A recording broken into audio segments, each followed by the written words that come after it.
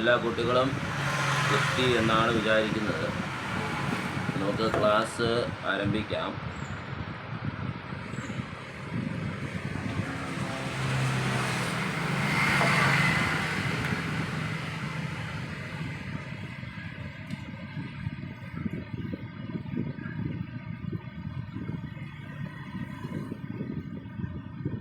Okay,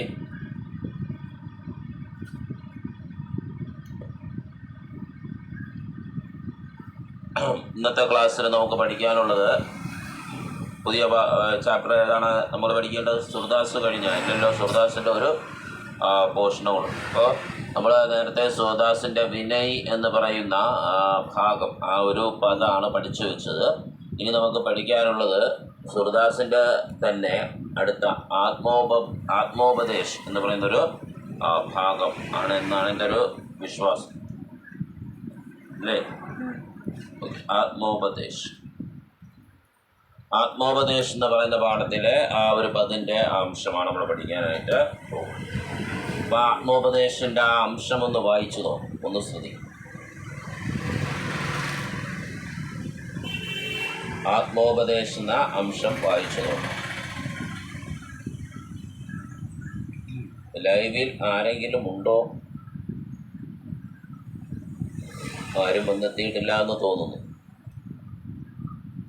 okay, എന്നാലും record ചെയ്ത് വിടുന്നുണ്ട്. ഒരുപാട് MB ഉണ്ടാവും എന്ന് തോന്നുന്നു. അപ്പോൾ ഞാൻ അപ്ലോഡ് ചെയ്യുമ്പോൾ കുറച്ച് ടൈം എടുക്കാൻ സാധ്യത ഉണ്ട്. ഞാൻ അപ്ലോഡിങ് ഓപ്ഷൻ കൊടുക്കും. അപ്പോൾ എനിക്കിപ്പോൾ റിസ്ക് കൂടുന്നു. കാര്യം ഞാൻ ക്ലാസ് എടുത്തങ്ങ് ഓൾറെഡി റെക്കോർഡായി കിടക്കുന്നത് പോലെയല്ല. ക്ലാസ് എടുത്ത് അതിനെ ഓൾറെഡി സ്ക്രീൻ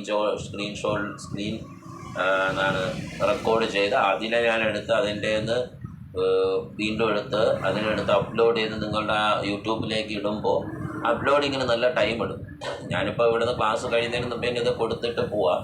അപ്ലോഡിങ് എപ്പോൾ കഴിയുമോ അപ്പോഴേ അത് വീഡിയോ ഇവിടെ എന്ത് ചെയ്യുള്ളൂ, നിങ്ങൾക്ക് യൂട്യൂബിൽ കിട്ടുള്ളൂ. പിന്നെ മറ്റതുപോലെ യൂട്യൂബിൽ സാധ്യമല്ല. മറ്റതെന്ന് പറയുന്നത് നിങ്ങളുടെ ക്ലാസ് ബേസ് ചെയ്തൊരു ഗ്രൂപ്പായി തന്നെ സെറ്റ് ചെയ്ത് ക്ലാസ് വന്ന് കിടക്കും. പക്ഷേ ഇവിടെ ഞാനത് നോട്ട് ചെയ്ത് നെയിം ചെയ്ത് ആണ് അയക്കാൻ പോകുന്നത്. നെയിം ചെയ്ത് അയക്കുമ്പോൾ നിങ്ങളുടെ ക്ലാസ് ഏതാണെന്ന് നിങ്ങൾ സെലക്ട് ചെയ്ത് കാണുകയും നിവർത്തിയുള്ളൂ. അപ്പോൾ അവിടെ രാഷ്ട്രത്തിന് ടീച്ച്മെൻറ്റിൽ എത്ര ക്ലാസ് എടുത്തോ അതിൻ്റെ തുടർച്ചയായിട്ടുള്ള ഇപ്പോൾ 6ാമത്തെ ക്ലാസ് ആണെങ്കിൽ ഞാൻ അവിടെ നമ്പർ ഇടുന്നത് 6 എന്നായിരിക്കും. അപ്പോൾ അതുവരെയുള്ള ക്ലാസ് നിങ്ങൾ ഏതിൽ നിന്ന് കാണണം? ടീച്ച്മെൻറ്റിൽ നിന്ന് കാണണം. കണ്ടിട്ട് അതിൻ്റെ ബാക്കിയായിട്ടായിരിക്കണം നമ്മൾ ഏതിൽ നിന്ന് എടുക്കേണ്ടത്, യൂട്യൂബിൽ നിന്ന്. ഓക്കെ, അങ്ങനെയൊക്കെയുള്ള കുറച്ച് കാര്യങ്ങളും കൂടി നമ്മൾ ഇതിനകത്ത് ശ്രദ്ധിക്കേണ്ടിയിരിക്കും. അപ്പോൾ നമുക്ക് പാഠത്തിലേക്ക് വരാം. സുർദാസിൻ്റെ ആത്മോപദേശ്. ജഗുമൈം ജീവിത ഹീങ്കൗ നാഥോ मन बिछुरे तन चार होई गो न बात पूछा तो मैं मेरी कब हूँ नहीं कीजे पंच सुहातो विषयासक्त रहत निसी बासर सुख सियरौ दुख तातो सामझ छूट करी माया जोरी आपन रूको का तो सुरदास कछु थिर न रही गौ जो आया सो चातो. ഇതാണ് അംശം. വായിച്ചാലൊന്നും മനസ്സിലാവില്ല. പക്ഷേ കവിത എന്ന് പറയുന്നത് അതൊന്ന് മനസ്സിൽ പതിപ്പിച്ചിട്ട്, കാണാതെ പഠിക്കാനല്ല, പക്ഷേ മനസ്സിലൊന്ന് പതിപ്പിച്ചിട്ട് അതിൻ്റെ ആശയം ഇതാണെന്ന് മനസ്സിലാക്കാൻ നമ്മൾ ശ്രമിച്ചേ പറ്റും.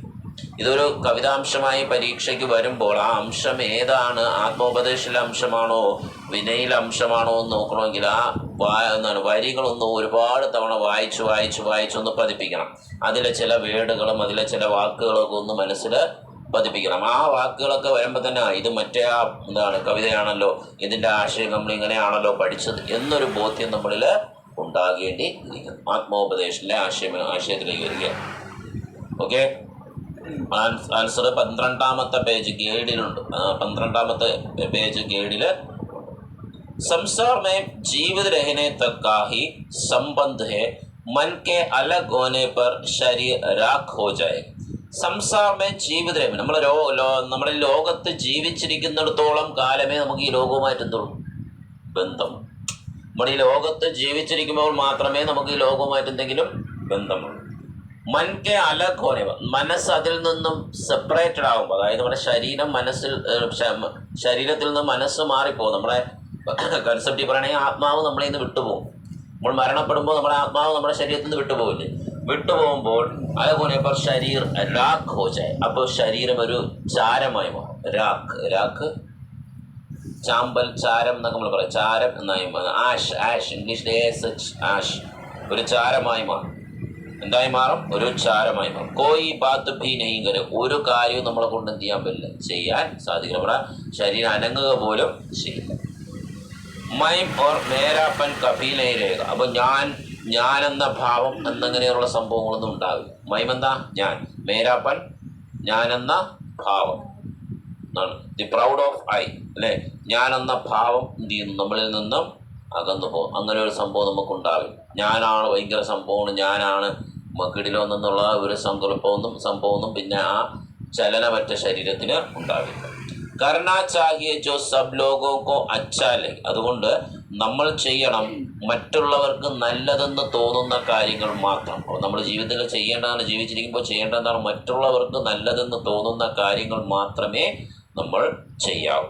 ജോ രാത് ദിൻ വിഷയഭോഗമേ ലിപ്തരത, ഏതൊരാളാണോ രാത്രിയും പകലും വിഷയഭോഗങ്ങളിൽ, അതായത് സുഖ സൗകര്യങ്ങളിൽ അല്ലേ, എന്താണ് ഗുഡ് ഫെസിലിറ്റീസ് അല്ലേ, സുഖഭോഗ് അല്ലെങ്കിൽ ഭോഗമേ വിഷയഭോഗം, സുഖ സൗകര്യങ്ങളിൽ ഫെസിലിറ്റീസുകളിൽ ലിപ്തരത്തായ മുഴുകിയിരിക്കുന്നു.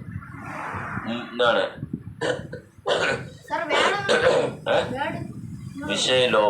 വിഷയഭോഗ്, ഗുഡ് ഫെസിലിറ്റീസ് നല്ല സൗകര്യങ്ങളിൽ, സുഖ സൗകര്യങ്ങളിൽ മുഴുകിയിരിക്കുമ്പോൾ ഉസേ സുഖ് ശീതളോർ ദുഃഖ് ഊഷ്ണ മാലോചൻ, അവൻ ആ സമയത്ത് സുഖം ഒരു എന്തായിരിക്കും? നല്ല തണുപ്പുള്ളതും എന്നാൽ ദുഃഖം എന്ന് പറയുന്നത് അവന് ഉഷ്ണമുള്ളതുമായി. ഇപ്പം നമ്മൾ ചൂടിൽ നിൽക്കുകയാണ്.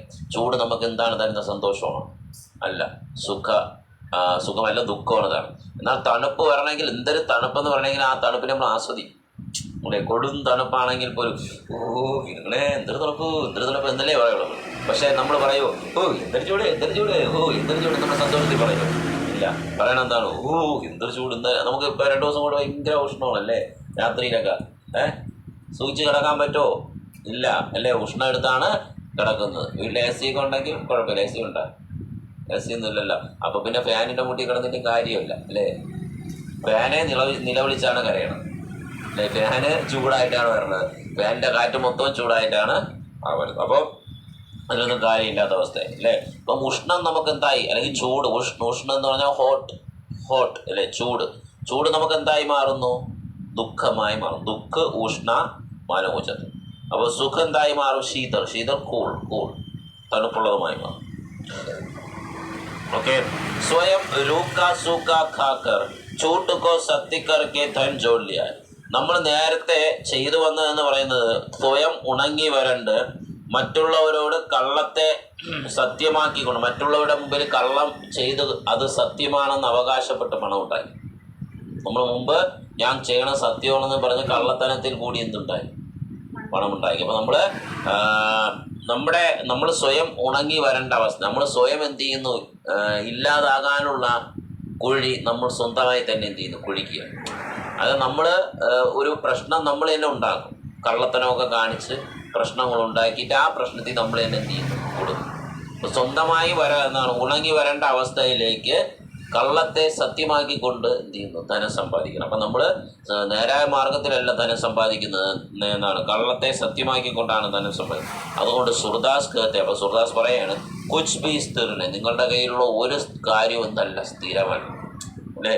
നിങ്ങൾ എന്താണ് ഇപ്പോൾ നിങ്ങൾക്കൊരു ക്ലാസ്സിൽ ഇപ്പോൾ ഒരു പരീക്ഷയ്ക്ക് നല്ല മാർക്ക്, നിങ്ങൾ പറഞ്ഞു ഞാൻ കിട്ടില്ല, എൻ്റെ മാർക്ക് അടിപൊളി, എൻ്റെ മാർക്ക് എന്ന് പറഞ്ഞാൽ കിടിലമാണ്, എൻ്റെ മാർക്ക് എന്ന് പറഞ്ഞാൽ ഇനി എൻ്റെ മാർക്ക് ഇങ്ങനെയൊക്കെ തന്നെയായിരിക്കും, ഞാൻ കിടിലമാണ് എന്നൊക്കെ പറഞ്ഞു കഴിഞ്ഞാൽ അടുത്ത പ്രാവശ്യം മാർക്ക് പറയും. അതുകൊണ്ട് നിങ്ങൾ കിട്ടിയ മാർക്കിൽ അഹങ്കരിക്കാതെ, അഹംഭാവം കാണിക്കാതെ വീണ്ടും നമ്മൾ അതിനുവേണ്ടിയുള്ള പരിശ്രമം നടത്തിക്കൊണ്ടിരിക്കണം. അപ്പോൾ ഒന്നും സ്ഥിരമല്ല, നമ്മുടെ ജീവിതത്തിൽ നമുക്കുണ്ടാകുന്ന കാര്യങ്ങളൊന്നും സ്ഥിരമല്ല. നമ്മൾ ഇന്ന് നേടണമെങ്കിൽ ചിലപ്പോൾ നാളെ അത് നേടാതിരിക്കും.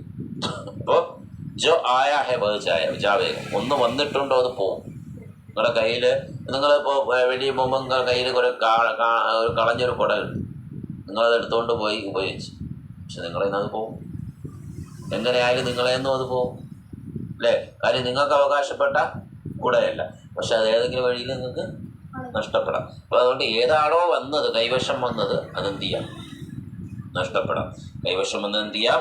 നഷ്ടപ്പെടാം. അർത്ഥാത് ജിസ്നെ ജന്മ ലിയ ഉസ്കി മൃത്യു നിശ്ചയപൂർ. അതിൻ്റെ അർത്ഥം ആരാണോ ജനിച്ചിട്ടുള്ളത് അവനൊരിക്കൽ മരിക്കും. അതുകൊണ്ട് അഹങ്കാരം കാണിക്കുകയും അഹംഭാവം കാണിക്കുകയും ചെയ്യേണ്ട.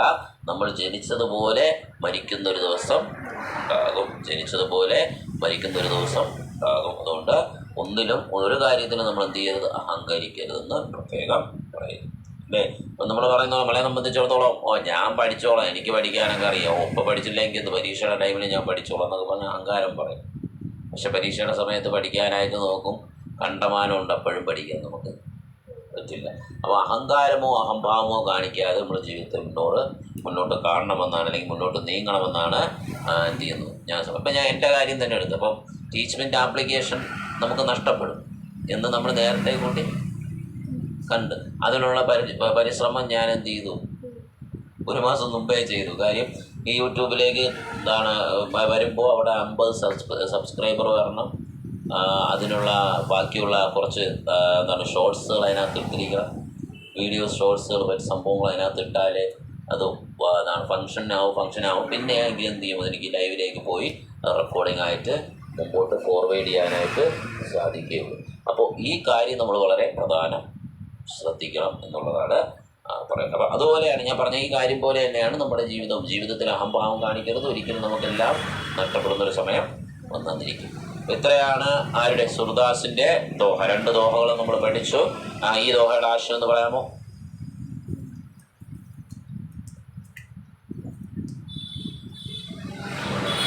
പറയൂ. ലോകത്തില് ജീവിച്ചിരിക്കുമ്പോൾ മാത്രമേ നമുക്ക് ലോകവുമായിട്ടൊരു ബന്ധമുള്ളൂ. മനസ്സ് നമ്മുടെ ശരീരത്തിൽ നിന്ന് വ്യത്യസ്തമാകുമ്പോൾ ശരീരം വെറുമൊരു ചാരമായി മാറും, ആശായി മാറും അല്ലേ? അതുകൊണ്ട് ഒരു കാര്യവും നമുക്ക് ആ ശരീരത്തിന് ചെയ്യാനായിട്ട് പറ്റാതെ വരും. അപ്പം ഞാനെന്ന ഭാവമോ അവിടെ എന്ത് ചെയ്യില്ല, ഉണ്ടാകില്ല. അതുകൊണ്ട് ചെയ്യേണ്ടത് നമ്മൾ എന്താണ്? എല്ലാവർക്കും നല്ലത് വരുന്ന കാര്യങ്ങൾ മാത്രമേ നമ്മൾ ജീവിതം നടന്നുകൊണ്ടിരിക്കുന്ന സമയത്ത് ചെയ്യാവൂ. പിന്നെന്താ പറയുന്നത്? രാത്രിയിലും പകലിലും വിഷയഭോഗങ്ങളിൽ സുഖ സൗകര്യങ്ങളിൽ നമ്മൾ എന്ത് ചെയ്യാൻ പാടില്ല? മുഴുകിയിരിക്കാൻ. അങ്ങനെ മുഴുകിയിരുന്നു കഴിഞ്ഞാൽ നമുക്ക് സുഖമൊരു കൂളായി മാറുകയും ചെയ്യും, ദുഃഖം വരുമ്പോൾ അതിനെ സഹിക്കാൻ പറ്റാതെ ഒരു ഉഷ്ണമായി, ഒരു ഹോട്ടായി അവിടെ മാറുകയും ചെയ്യും. അതുകൊണ്ട് സ്വന്തമായി നമ്മൾ ഉണങ്ങി വരേണ്ട അവസ്ഥയിലാകുന്ന തരത്തിൽ കള്ളത്തെ സത്യമാക്കി ധനം സമ്പാദിക്കരുത്. അങ്ങനെ സമ്പാദിച്ചു കഴിയുമ്പോൾ നമുക്ക് ജീവിതത്തിൽ നേട്ടങ്ങൾ കൊയ്യാൻ പറ്റില്ല. സുർദാസ് പറയുന്നു, ഒന്നും സ്ഥിരമല്ല. നമുക്ക് എന്തെങ്കിലും സുഖം കിട്ടിയിട്ടുണ്ടെങ്കിൽ ഒടുവിൽ എന്ത് വരും? ദുഃഖം വന്നിരിക്കും. അതുകൊണ്ട് ഇപ്പോൾ ഉള്ളതെല്ലാം പിന്നീട് പോകും, ഇപ്പോഴെല്ലാം പോകും. അതുകൊണ്ട് ജനിച്ചിട്ടുണ്ടോ അവൻ ഒരിക്കലും എന്ത് ചെയ്തിരിക്കും? മരിച്ചിരിക്കും എന്നുള്ളതാണ് ഈ പാഠഭാഗത്തിലെ പറയുന്നത്. ആദ്യത്തെ വിനയുടെ ആശയം കൂടെ ഒന്ന് പറയാം. ആൾക്കാർ എന്താണ്, നിങ്ങൾക്ക് ദോഷമുണ്ടെങ്കിലും നിങ്ങൾക്ക് നല്ലതുണ്ടെങ്കിലും അത് നിങ്ങളുടേത് തന്നെ. ഇപ്പോൾ ഈശ്വര, അത് ഞങ്ങൾക്കറിയാം, ഞങ്ങൾ എന്തെങ്കിലും തെറ്റ് ചെയ്തു പോയിട്ടുണ്ടെങ്കിൽ അത് ഞങ്ങളുടെ മാത്രം തന്നെയാണ്. ഞങ്ങളുടെ തെറ്റ് അങ്ങ് അറിയുന്നുണ്ടല്ലോ, അങ്ങേക്ക് ഞങ്ങളുടെ തെറ്റുകൾ അറിയാമല്ലോ, ഞങ്ങളുടെ ലജ്ജയും ഞങ്ങളുടെ വലിപ്പവും എല്ലാം അങ്ങേക്ക് അറിയാമല്ലോ. ഞാൻ അങ്ങയുടെ അടുത്തേക്കൊരു അഭ്യർത്ഥനയുമായി വരികയാണ്. ഞാൻ അങ്ങയുടെ മുമ്പിൽ ഇപ്പോൾ എല്ലാം വെടിഞ്ഞിട്ട് അഭയം പ്രാപിക്കാനായിട്ട് വന്നിരിക്കുകയാണ്. ദൃഢതയോടുകൂടി, അതായത് കോൺഫിഡൻസോടുകൂടി അങ്ങയുടെ കാലുകൾ ഞാൻ പിടിച്ചിരിക്കുകയാണ്. താങ്കളുടെ പ്രതാപത്തിൻ്റെ ബലത്തിന് മുമ്പിൽ എനിക്ക് വേറൊന്നിൻ്റെ ചിന്തയും ഇല്ല. താങ്കളുടെ വീട്ടിലൊരു സേവകനായി നിൽക്കുന്ന സേവകൻ പോലും താങ്കളുടെ ആ സാന്നിധ്യത്തിൽ എന്ത് ചെയ്യുന്നു? ധൈര്യത്തോടെ നിർഭയനായി ഇരിക്കുന്നു. അപ്പോൾ ഞാൻ എൻ്റെ മറ്റു ദൈവങ്ങളെയെല്ലാം അങ്ങയുടെ മുമ്പിൽ ചെറുതായാണ് കാണുന്നത്. അങ്ങയുടെ എന്താണ് അത്രത്തോളം വലിപ്പം മറ്റു ദൈവങ്ങൾക്കില്ല. മറ്റു ദൈവങ്ങൾ എൻ്റെ മുമ്പിൽ വെറും ദരിദ്രരും ഭിക്കാരികളും ഭിക്ഷാടകരും ആണ്. അതുകൊണ്ട് ഞാൻ എല്ലാത്തിനെയും വ്യർത്ഥമെന്ന് മനസ്സിലാക്കി, യൂസ്ലെസ് എന്ന് മനസ്സിലാക്കി ഉപേക്ഷിച്ച് അങ്ങയുടെ അടുത്തേക്ക് വന്നിരിക്കുകയാണ്. അല്ലയോ പ്രഭു, താങ്കളുടെ കൃപ എന്നിൽ എപ്പോഴും ഉണ്ടാകണേ. താങ്കളുടെ കൃപ ഉണ്ടായതുകൊണ്ടാണ് എനിക്ക് എപ്പോഴും സുഖം മാത്രം ലഭിച്ചുകൊണ്ടിരുന്നത്. ആയതുകൊണ്ട് താങ്കളുടെ കൃപ എനിക്കിനി തുറന്നുണ്ടാകണം. അടുത്തത് നമുക്ക് റഹീം എന്ന് പറയുന്ന രചനാകാരൻ്റെ ദോഹയിലേക്ക് അത് പോകും. റഹീം പേജ് നമ്പർ 37 പുസ്തകത്തിലെ പേജില ഓരോന്നായിട്ട് വായിക്കുന്നില്ല വരെ അദ്ദേഹത്തെ കുറിച്ച് ഞാൻ നിങ്ങളൊന്ന് പരിചയപ്പെടുത്താം. ഞാൻ ഇതുവരെ പരിചയപ്പെടുത്തിയ നമ്മുടെ സുർദാസിനെ കുറിച്ച് നിങ്ങൾ എന്ത് മനസ്സിലാക്കുന്നു എന്ന് പറയാമോ? ഞാനൊന്ന് പറഞ്ഞു തന്നെ. സുർദാസ് ഡൽഹിയിൽ സീഹി എന്ന് പറഞ്ഞ ഗ്രാമത്തിലാണ്. അത് എങ്ങനെയുള്ള ഭക്തിയായിരുന്നു അദ്ദേഹത്തിന്? കൃഷ്ണനെയാണ് ആരാധിച്ചിരുന്നത്. പിന്നെ പറയൂ.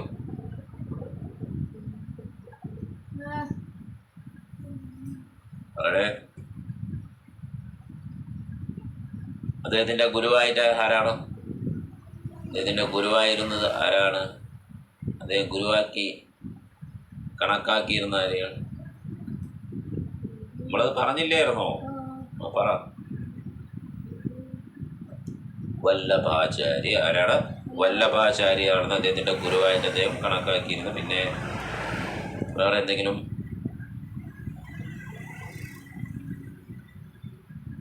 അദ്ദേഹത്തിൻ്റെ ഒരു ഏറ്റവും പ്രധാനപ്പെട്ട ഒരു വലിയ രചന ഉണ്ടല്ലോ, അതിനകത്ത് ഒരുപാട് പദങ്ങൾ അടങ്ങുന്ന രചന, സുർ സാഗർ എന്ന് പറയുന്ന രചന. നമുക്കിവിടെ പഠിക്കാൻ തന്നിരുന്നത് വിനയും ആത്മോപദേശം എന്ന് പറയുന്ന 2 പദങ്ങൾ. ഇനി റഹീം ആരാണെന്ന് പഠിക്കും. റഹീമിന്റെ പൂർണ്ണമായ പേര് അബ്ദുൾ റഹീം ഖാൻ ഖാൻ. എന്താണ്? അബ്ദുൾ റഹീം ഖാൻ ഖാന. ഈ അബ്ദുൾ റഹീം ഖാൻ ഖാന എന്ന് പറയുന്നത് അദ്ദേഹം ജീവിച്ചിരുന്ന കാലഘട്ടവും എന്ത് തന്നെയാണ്? 15-ാം നൂറ്റാണ്ടും 16-ാം നൂറ്റാണ്ടും 17-ാം നൂറ്റാണ്ടും. മറ്റേ 15-ഉം 16-ഉം ആയിരുന്നു.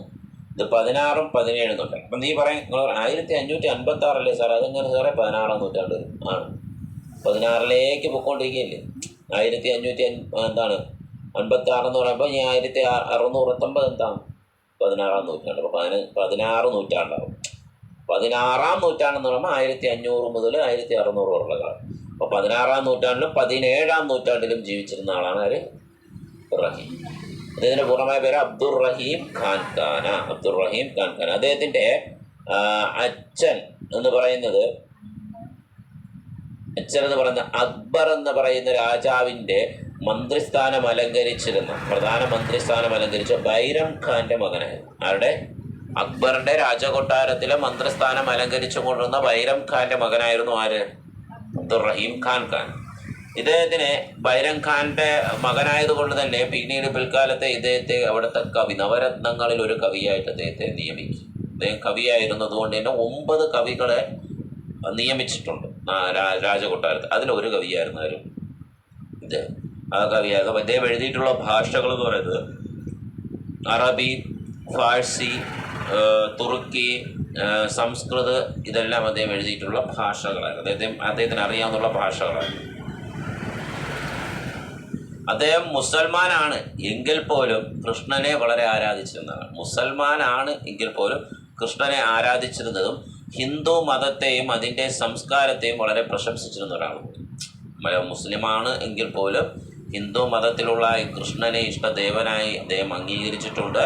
അദ്ദേഹത്തിൻ്റെ അഭിപ്രായത്തിൽ ഹിന്ദു മതവും അതുപോലെ അതിൻ്റെ സംസ്കാരവും വളരെ പ്രശംസനീയമായ ഒന്നാണെന്ന് കൂടി അദ്ദേഹം പറയാറുണ്ട്. അദ്ദേഹത്തിൻ്റെ രചനകൾ റഹീം ദോഹാവലി, ബർവേ നായിക ഭേദ്, നഗരശോഭ, ഇതൊക്കെ അദ്ദേഹത്തിൻ്റെ പ്രധാനപ്പെട്ട രചനകൾ. ഇതൊക്കെയാണ് റഹീം ദോഹാവലി, ബർവേ നായിക ഭേദ്, നഗർശോഭ. കേട്ടോ, അദ്ദേഹത്തിൻ്റെ രചനകളിൽ ഭക്തിയുണ്ട്, അറിവുണ്ട്, മതമുണ്ട്, വൈരാഗ്യമുണ്ട്, സ്നേഹമുണ്ട്, നല്ല പ്രവൃത്തി, സത്സംഗമുണ്ട്, നീതിയുണ്ട്. ഇതൊക്കെ അദ്ദേഹത്തിൻ്റെ വിഷയങ്ങളായിരുന്നു. ഇതൊക്കെ അദ്ദേഹത്തിൻ്റെ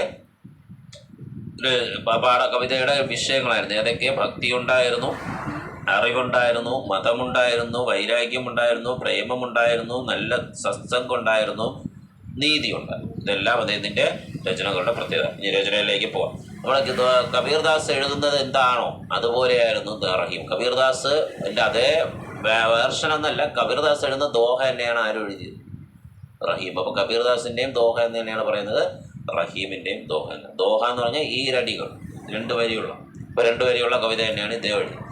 റഹീം देखी बड़ेन को लखू न दीजिए डारी जहाँ काम आवे सुई सुई कहा करे तरवार. रहीम देखी बड़ेन को लखू न दीजिए डारी जहाँ काम आवे सुई कहाँ करे तरवारी. നോക്കണം. റഹീം कहते, റഹീം പറയുകയാണ്, ബഡോ കോ ദേഖർ ചോട്ടോ ഈ ഉപേക്ഷ മത് കരോ. വലിയ ആൾക്കാർ, ഭയങ്കര സമ്പന്നനായിട്ടുള്ള ടിപ് ടോപ്പ് ഡ്രസ്സിലൊക്കെ വന്ന് ഭയങ്കരമായിട്ട് ചെല്ലുന്ന ആൾക്കാർക്ക് ഭയങ്കര ബഹുമാനം കൊടുക്കാം. ഒയ്യോ അയാൾ കിടിലോണു, അയാൾ ഭയങ്കര സ്ഥാനത്തൊക്കെ ഇരിക്കുന്ന ആളാണെന്നൊക്കെ പറഞ്ഞ് എന്താണ് ടിപ് ടോപ്പ് ഡ്രസ്സും മറ്റൊക്കെ ഇട്ട് വരുമ്പോഴത്തേക്ക് ആൾക്കാർ ഭയങ്കര എന്ത് ചെയ്യുന്നു, ഭയങ്കര സംഭവമാണെന്നൊക്കെ പറയും. അപ്പം അങ്ങനെ വരുന്ന സമയത്ത് ചെറിയ ആൾക്കാരെ, ഈ ഡ്രസ്സൊക്കെ അഴുക്കായി മുഷിഞ്ഞ ഡ്രസ്സൊക്കെ ഇട്ടുകൊണ്ട് പറഞ്ഞ ആൾക്കാരെ കാണുമ്പോൾ ഇയാൾ എവിടെ നിന്ന് പറഞ്ഞത്, ഒരു വൃത്തിയില്ലാതെ വെടുപ്പില്ലാതെ എന്നൊരു രീതിയിലാണ് നമ്മൾ കാണും. വലിയവനെ ഭയങ്കര എടുത്തങ്ങ് കാണും, ചെറിയ ആളിനെ ഉപേക്ഷിക്കും, ചെറിയ ആളിനെ എന്ത് അവഗണിക്കും. അങ്ങനെ ചെയ്യരുതെന്നാണ് ആര് പറയുന്നത്, റഹീം പറയുന്നത്. അതായത് റഹീം കത്തേക്ക് ബടോക്കോ ദേക്കർ ചോട്ടോംക്ക് ഉപേക്ഷ മത്. വലിയവനെ കാണുമ്പോഴത്തേക്ക് ചെറിയവനെ എന്ത് ചെയ്യുന്നു, തള്ളിക്കളയരുത്. ജഹാം സുയി കാമാത്തി, എവിടെയാണോ ഒരു സൂചി ഉപയോഗപ്പെടുന്നത്, വഹാം തൽവാർ നെഹി ഉപയോഗിക്കണം, അവിടെ ആ വാള് എന്ത് ചെയ്യാൻ പറ്റില്ല, ഉപയോഗിക്കാൻ പറ്റില്ല. തൽവാർ എന്ന സ്വാഡ്, SWORD, സ്വാഡ്, വാള്, വാള്, SWORD, സ്വാഡ്, വാള്. സുയി നീഡ്, NEEDLE, സുയി നീഡ്, സുയി, സുയി നീഡ്. കണ്ടില്ലേടാ മോനെ, ആദ്യത്തെ വരിയിലുള്ള ലാസ്റ്റ് ആൻസറിൻ്റെ ആദ്യത്തെ വരിയിൽ ലാസ്റ്റ് കിടപ്പുണ്ട് സുയി. സുയുടെ അത് നീഡിൽ, NEEDLE, നീഡ്. അപ്പം ഒരു സൂചി നമുക്ക് ഉപയോഗപ്പെടുന്ന സ്ഥാനത്ത് നമുക്ക് വാൾ ഉപയോഗപ്പെടുന്നില്ല. നിങ്ങളെ കയ്യിലൊരു ആരോ എന്തെങ്കിലും പൊത്ത് കയറിയില്ലേ, ആരുണ്ടല്ല തടിയുടെ ചെയ്യും, അത് പൊത്ത് കയറി, നിങ്ങളൊരു വാളെടുത്തിട്ട് അതിനെ എടുക്കാൻ നോക്കിയാണ്, ആരെടുക്കാൻ പറ്റില്ല, വിരളഞ്ഞറിഞ്ഞ് എടുക്കാൻ പറ്റും അല്ലേ. വാളെടുക്കാൻ, വാൾ കൊണ്ട് നമുക്ക് എന്ത് ചെയ്യാൻ പറ്റില്ല, ആ സൂചി എടുക്കാനായിട്ടുമില്ല, സോറി ആരിനെ എടുക്കാൻ പറ്റില്ല. എന്നാൽ കയ്യിലുള്ളത് സൂചിയാണെങ്കിലും പതുക്കെ അതിനെ ഹോളിട്ട് തെന്നി തെന്നി നമുക്ക് എന്ത് ചെയ്യാം, അതിനെ എടുക്കാം. ഒരു സൂചി നമുക്ക് ഉപയോഗപ്പെടുന്ന സ്ഥാനത്ത് ഒരു വാൾ ഉപയോഗപ്പെടുന്നില്ല. ഇങ്ങനെ പറയുന്നതിൻ്റെ ഉദ്ദേശം മാറുന്നുമല്ല, നിങ്ങൾ ഒരു വലിയ കാട്ടിലകപ്പെടുക, ഭയങ്കരമായ വലിയ ഘോരമായ വനത്തിൽ അകപ്പെടുകയാണ്, പേടിച്ച് വരേണ്ടിയിരുന്നപ്പം നിങ്ങളെ കുറേ മൃഗങ്ങൾ അറ്റാക്ക് ചെയ്യുമ്പോൾ ഭയങ്കരമായിട്ട് ഇങ്ങനെ മുരണ്ടോണ്ടൊക്കെ വന്ന് എന്ത് ചെയ്യുന്നു, അറ്റാക്ക് ചെയ്യാനായിട്ട് വരുമ്പോൾ അവിടെ നിങ്ങൾ വലിയ ധനികനായ ഒരാളിനെ വിളിച്ച് അയാൾ സഹായത്തിന് വരും. അവിടെ വരുന്നൊരു വേടനായിരിക്കും, അല്ലെങ്കിൽ ഒരു ആദിവാസിയായിരിക്കും. അവരവരുടേതായ രീതിയിൽ ആ മൃഗങ്ങളെ അട്ടിപ്പയക്കുകയും നമ്മൾ രക്ഷപ്പെടുത്തുകയും. അവിടെ നമ്മൾ മനസ്സിലാക്കേണ്ടത്, നമുക്ക് അവിടെ ഉപയോഗപ്പെടുന്നത് ഒരു പാവപ്പെട്ടവനാണ്, ഇവിടെ പണക്കാരനാണ്. അപ്പം പാവപ്പെട്ടവൻ ഉപയോഗപ്പെടുന്ന സ്ഥാനത്ത് പണക്കാരൻ എന്ത് ചെയ്യാൻ പറ്റില്ല, ഉപയോഗിക്കാൻ പറ്റില്ല. എന്നാൽ പണക്കാരൻ ഉപയോഗപ്പെടുന്ന സ്ഥാനത്ത് പാവപ്പെട്ടവൻ അത് ചെയ്യാനും പറ്റില്ല. ഡോക്ടർമാർ ചെയ്യേണ്ട ജോലി ആദിവാസിക്ക് ചെയ്യാൻ പറ്റുമോ? ഇല്ല. അപ്പം അങ്ങനെ ഉള്ള പ്രത്യേകതയാണ്. അപ്പം നമ്മൾ ഒരിക്കലും വലിയവനെ എന്താണ് മുന്നിൽ നിർത്തിയിട്ട് ചെറിയവനെ തള്ളിക്കളയാൻ പാടില്ല, ചെറിയവനെ മുന്നിൽ നിർത്തി വലിയവനെ തള്ളിക്കളയാൻ പാടില്ല. രണ്ടുപേർക്കും ഒരേ സ്ഥാനം നമ്മൾ കൊടുക്കണം. അതുകൊണ്ട് ശ്രദ്ധിക്കാനാണ് അങ്ങനെ ഒരു വാചകമാണ് ഇവിടെ തന്നിരിക്കുന്നത്. പാവപ്പെട്ടവനെ നമ്മൾ ഒരിക്കലും തള്ളിക്കളയരുത്, അവർ നമുക്ക് ഉപയോഗപ്പെട്ടെന്ന്. ഓക്കെ, അടുത്ത് धनी रहीम जल पंख को लखू जी पियद अखाई मुदती बड़ाई कौन है जगद पिया सो जाए. ഒന്നുകൂടെ വായിക്കാം. धनी रहीम जल पंख को लखू जी पियद अखाई उदती बड़ाई कौन है जगद पिया सो जाए. ശ്രദ്ധിക്കാം. ചോട്ടെ താലാബ് കാ കീച്ചഡ് ഭരാ പാനി ധന്യ. അപ്പം ശ്രദ്ധിക്കണം. ചോട്ട കീച്ചട് ഭരാ പാനി ധന്യ. ചെറിയ ചെറിയ കുളത്തിൽ കാണപ്പെടുന്ന ചെളി, ചെറിയ കുളത്തിൽ കാണപ്പെട്ട ചെളി, ചെളി ആ ചെളി നിറഞ്ഞ വെള്ളം ധന്യമാണ്. അത് ഭയങ്കര ധന്യമാണ്. ധന്യമെന്ന് പറഞ്ഞാൽ അത് നല്ല ആൾക്കാർക്ക് ഉപയോഗപ്പെടുന്ന ഒന്നാണ്. ആ മണ്ണ് ആ ഒരു ചെളി നിറഞ്ഞ വെള്ളം എടുത്തു കഴിഞ്ഞാൽ ആ ചെളി വെള്ളം കൊണ്ട് നമുക്ക് എന്തെങ്കിലും ഒരു വളമായിട്ടോ അല്ലെങ്കിൽ എന്തെങ്കിലും കാര്യങ്ങൾക്ക് ഉപയോഗപ്പെടുത്തിയാൽ ആ മണ്ണിലേക്ക് നമുക്ക് എടുത്ത് എന്തെങ്കിലുമൊക്കെ ആവശ്യത്തിന് ഉപയോഗപ്പെടുത്താനോ പറ്റും. ക്യോങ്കി ചോട്ടെ ചോട്ടെ ജീവ്, അത് ഉപയോഗപ്പെടുത്താൻ മാത്രമല്ല ചോട്ടെ ചോട്ടെ യഹ് ജീവ് യഹ് പാനി പീകർ ചെയ്യും. ചെറിയ ചെറിയ ജീവജാലങ്ങൾ പോലും ഈ വെള്ളം വന്ന് കുടിച്ചാണ് ജീവിക്കുന്നത്. വേറെ ജീവജന്തുക്കളും മൃഗങ്ങളും മറ്റു കാര്യങ്ങളൊക്കെ ഇങ്ങനെയുള്ള കുളങ്ങളിലെ വെള്ളം വന്ന് കുടിച്ചാണ് ജീവിക്കുന്നത്. അപ്പോൾ അവിടെ ചെളി നിറഞ്ഞ വെള്ളമാണെങ്കിൽ പോലും അത് ആ മൃഗങ്ങൾ എന്ത് ചെയ്യാറുണ്ട്? കുടിക്കാറുണ്ട്. സാഗർ താലാബ് കി തുലനാമേ വിശാല. എന്നാൽ ഒരു കുളത്തെ അപേക്ഷിച്ച് നോക്കുമ്പോൾ സാഗരം വലുതാണ്. ഒരു സീ എന്ന് പറഞ്ഞാൽ ഭയങ്കര വലുതാണ്. ലേക്കിൻ ഉസ്കാ പാനി ഖാര. പക്ഷെ അതിൻ്റെ വെള്ളം ഉപ്പ് വെള്ളമാണ്. അതിൻ്റെ വെള്ളം എങ്ങനെയാണ്? ഉപ്പുള്ള. ഏതെങ്കിലും മൃഗം വന്ന് കടലിലെ വെള്ളം കുടിക്കുന്നത് കണ്ടിട്ടോ? അതാണ് വ്യത്യാസം. ആ കടലിലെ വെള്ളം മൃഗങ്ങൾക്ക് കുടിക്കാൻ പറ്റില്ല, അത് ഉപ്പ് വെള്ളം അല്ലേ? അപ്പോൾ ഖാര അതഹ ഉസ്കെ പാസ് ആനെ വാലെ ജീവ് പ്യാസ് ഹി രജത്. അതിനടുത്തേക്ക് വരുന്ന ഒരു മൃഗം എന്ത് ചെയ്യപ്പെടും? ദാഹിച്ച് തന്നെ നിൽക്കും. അവർക്ക് വെള്ളം കുടിക്കാനായിട്ട് പറ്റില്ല, അത് ദാഹിച്ച് തന്നെ നിൽക്കേണ്ടി വരും. പാനിനെയും പിശക്കത്തിലെ വെള്ളം എന്ത് ചെയ്യാൻ പറ്റില്ല? കുടിക്കാൻ പറ്റില്ല. അപ്പം ഒരു കുളത്തിലെ വെള്ളം ചെളിയുള്ളതാണ് എങ്കിലും അതെന്ത് ചെയ്യാം? കുടിക്കാം മൃഗങ്ങൾക്ക്. പക്ഷേ കടലിലെ വെള്ളം കാണാൻ വൃത്തിയുണ്ടായിരിക്കും, പക്ഷെ ആ വെള്ളം എന്ത് ചെയ്യാൻ പറ്റില്ല? കുടിക്കാൻ പറ്റില്ല. കാര്യം അത് ഉപ്പ് നിറഞ്ഞതാണ്. ക്ലിയർ ആണോ? ഒന്ന് അർത്ഥങ്ങളും കൂടെ എഴുതാം. ചോട്ടെ താലബ് എഴുതിക്കോ. Small pond, POND pond, small pond, ചെറിയ പോണ്ട്, ചെറിയ കുളം. ചോട്ടെ താലാബ് കാ കീച്ചട് പാനി. കീച്ചട് ചെളി എന്ന് പറയുന്നത് നമ്മൾ എന്ത് പറയാം? മഡ് ഫിൽഡ് വിത്ത് വാട്ടർ അല്ലേ? ചെളി വെള്ളം നിറഞ്ഞ ആ വെള്ളം, ചെറിയ വെള്ളം, അത് ധന്യമാണ്. എന്താണ് കാര്യം? ചെറിയ ചെറിയ ജീവജാലങ്ങൾ അത് കുടിക്കാറുണ്ട്. ചെറിയ ജീവജാലങ്ങൾ എന്ത് ചെയ്യാറുണ്ട്? കുടിക്കാറുണ്ട്. എന്നാൽ സാഗർ സി തുലന, കമ്പാരിസൺ. സാഗരത്തെ കുളവുമായി കമ്പയർ ചെയ്യുമ്പോൾ അത് വിശാൽ ഡെവലപ്ഡ്, കുറച്ചുകൂടെ ഡെവലപ്ഡാണ്. DEVELOPED developed. ലേക്കിൻ ഉസ്കാ പാനി ഖാര സോൾട്ടി SALTY സോൾട്ടി. അതുകൊണ്ട് തന്നെ ഉസ്കെ പാനി ആനെ വാലെ ജീവ് വ്യാസി രചത്. അപ്പോൾ അതിൻ്റെ ഉസ്കെ പാസ് ആനെ വാലെ, പാസ് നിയർ, അടുത്ത്, അതിൻ്റെ അടുത്ത് വരുന്ന ജീവജാലങ്ങൾ പ്യാസെ തേഴ്സ്റ്റി, THIRSTY തേഴ്സ്റ്റി, പ്യാസെ എന്ന് പറഞ്ഞാൽ THIRSTY തേഴ്സ്റ്റി. അപ്പം ദാഹിച്ച് കടക്കണം. പാനിനെയും പിസക്, അതിലെ വെള്ളം കുടിക്കാനായിട്ട് പറ്റും. ഇനി ഒരെണ്ണം കൂടെ നോക്കിയിട്ട് നമുക്ക് അടുത്ത ബാക്കി ക്ലാസ്സിൽ. മൂന്നാമത്തെ തരുവർ ഫല നഹീ കാത്ത്. സരോവർ പിയഹി ന പാൻ കഹി റഹിം പരകാചഹിത് സമ്പതി സഞ്ചഹി സുജാൻ. തരുവർ ഫല നഹീ കാത്ത് ഹൈ, സരോവർ പിയഹി ന പാൻ കഹി റഹീം പരകാചഹിത് സമ്പതി സഞ്ചഹി സുജാൻ. നോക്കാം. വൃക്ഷ അപ്നാ ഫൽ സ്വയം കാത്താൻ. നിങ്ങൾ ഏതെങ്കിലും വൃക്ഷത്തെ കണ്ടിട്ടുണ്ടോ? ആ വൃക്ഷം അതിൻ്റെ ഫലം സ്വയം കഴിക്കുന്നു. അപ്പോൾ വൃക്ഷത്തിന് കുറച്ച് പഴങ്ങളുണ്ട്, അത് കഴിക്കുന്നത് നമ്മളാണ്, അല്ലെങ്കിൽ മൃഗങ്ങളാണ്, അല്ലെങ്കിൽ മറ്റാൾക്കാരാണ്, മറ്റു ജീവജാലങ്ങളാണ്. ഈ പഴം ഈ മരത്തിൻ്റെ എന്താണ് അതിലുള്ള പഴം ഒരിക്കലും മരം കഴിക്കുന്നു. മരം മറ്റുള്ളവർക്ക് കൊടുക്കുകയാണ്, ശരിയല്ലേ? മറ്റുള്ളവർക്ക് കൊടുക്കുകയാണ്. വൃക്ഷ അപ്നാ ഫൽ സ്വയം നഹീ കാത്ത്. എന്താണ്? സ്വയം നഹീ खाता है, वो क्या करता है? सरोवर वो क्या करता है? दूसरों को देता है. सरोवर अपना जल स्वयं पीता है. സരോവരം എന്നാലോചിച്ച് നോക്കുക. സാഗരം അല്ലെങ്കിൽ കുളം, ജലാശയം, വാട്ടർ റിസോഴ്സസ് ഒരിക്കലും അതിൻ്റെ വെള്ളം ഒന്നും സ്വന്തമായിട്ട് കുടിക്കുന്നുണ്ടോ? മറ്റുള്ളവരല്ലേ കുടിക്കുന്നു, അല്ലേ? സ്വന്തമായി ആ വെള്ളം, ഒരു കുളത്തിലെ വെള്ളം കുളം എന്ത് ചെയ്യില്ല, സ്വന്തമായിട്ട് കുടിക്കുന്നില്ല.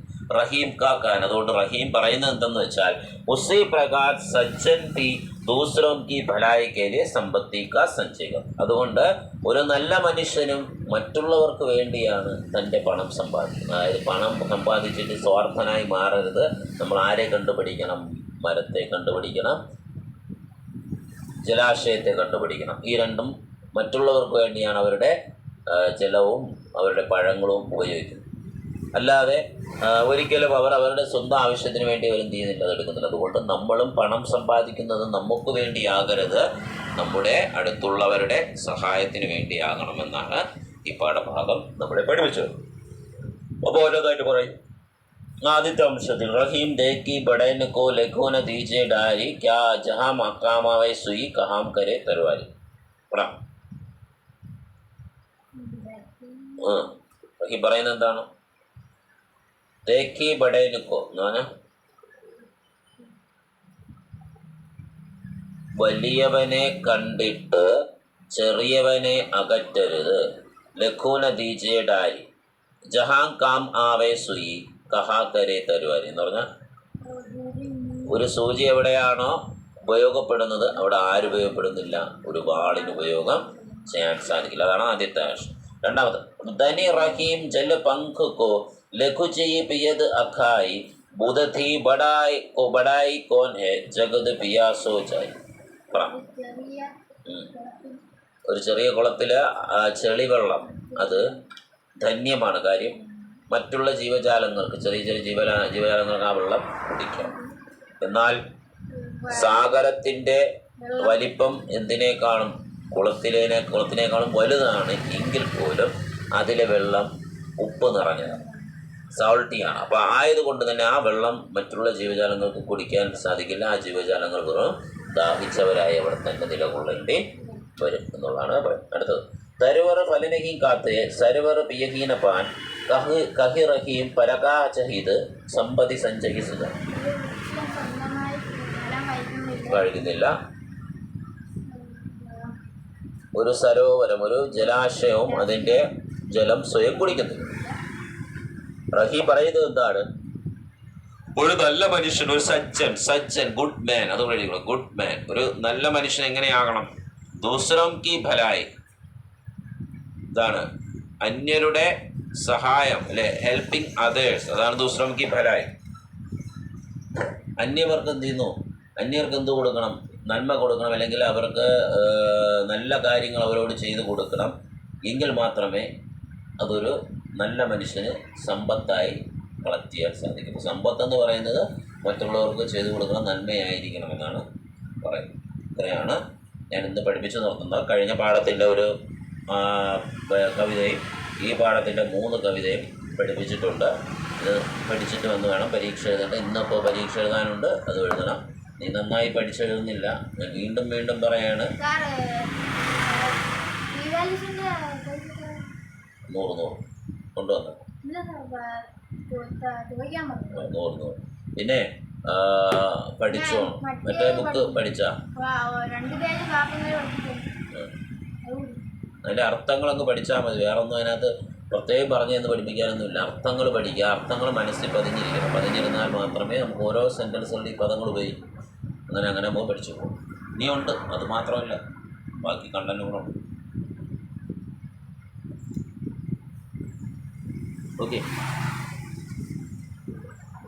അപ്പോൾ ഇന്നത്തെ ക്ലാസ് ഞാൻ പറഞ്ഞതുപോലെ ഇപ്പോൾ ക്ലാസ് അപ്ലോഡ് ചെയ്ത് ഗ്രൂപ്പിലല്ല ഈ ചാനലിലിടുമ്പോൾ നിങ്ങളത് വീണ്ടും എടുത്ത് കാണണമെന്നുണ്ടെങ്കിൽ അങ്ങനെ അങ്ങ് കാണാവുന്ന. Okay, that's all. Thank you.